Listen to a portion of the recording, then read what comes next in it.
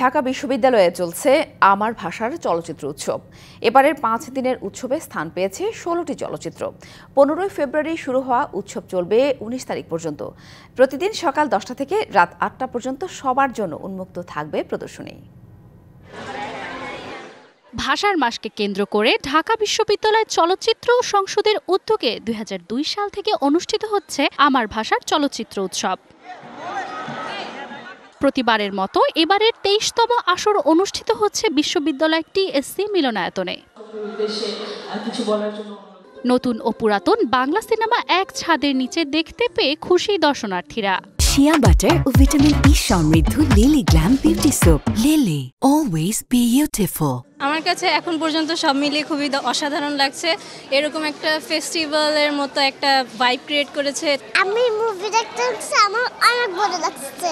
বাংলা চলচ্চিত্র যেটা প্রায় বিলুপ্ত প্রায়, তো এইভাবে একটা ফেস্টিভ্যালের মাধ্যমে যে আমাদেরকে টেনে নিয়ে আসছে, এটা অনেক একটা আনন্দের বিষয়, গৌরবের বিষয়। প্রত্যেক বছরই আসি, দেখা হয় মুভি, এই যে বন্ধু সহ আসছি।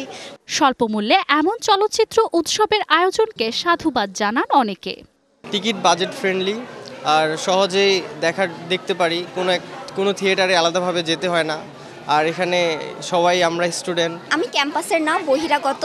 আমি 3 বছর যাবত এই মুভি দেখতে আসি, তো আজকে আমি কাজল রেখা মুভিটা দেখতে আসছি। 50 টাকা দিয়ে যদি একটা ভালো মুভি দেখা যায় তাহলে সমস্যা কিসের, এর জন্য দেখতে আসা। সবথেকে বড় কথা যেটা আমরা স্টুডেন্ট, আমাদের একটা আয়ত্তের ভিতরে অল্প টাকার ভিতরে আমরা এটা দেখতে পারি। 15 ফেব্রুয়ারি থেকে শুরু হওয়া এই চলচ্চিত্র উৎসব চলবে 19 ফেব্রুয়ারি পর্যন্ত। প্রতিদিন সকাল 10টা থেকে রাত 8টা অবধি 4টি সিনেমা প্রদর্শিত হবে। উন্মুক্ত থাকবে সবার জন্য। Manjuma Afroz Nilima, DBC news, Dhaka.